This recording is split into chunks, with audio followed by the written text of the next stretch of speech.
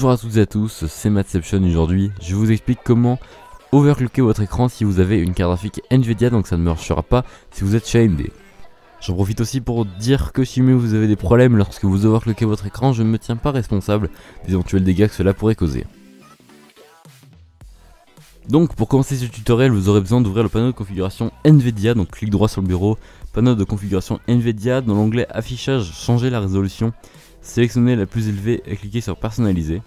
Ensuite créer une résolution personnalisée.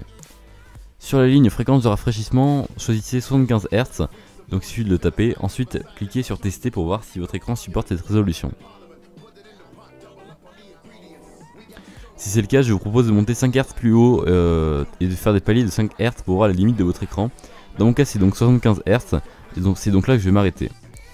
Ensuite faites OK, et vous revenez normalement sur le menu changer la résolution. Choisissez 1920 par 1080p progressif et fréquence de rafraîchissement 75 Hz. Ensuite cliquez sur appliquer pour appliquer ce paramètre. Vous pouvez vous aider de GeForce Experience pour voir si votre écran est bien détecté comme 75 Hz.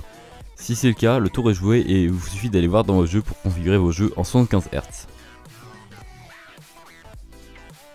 Dans Battlefield par exemple c'est très simple, il suffit d'aller dans les options vidéo et dans résolution plein écran, moi c'était déjà sélectionné même si c'est pas le cas.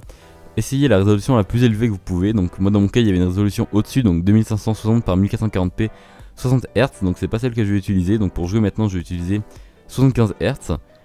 Donc ensuite si c'est le cas, si c'est détecté, faites retour pour appliquer les paramètres. Et normalement le tour est joué, donc votre jeu est détecté comme votre écran est détecté comme 75 Hz.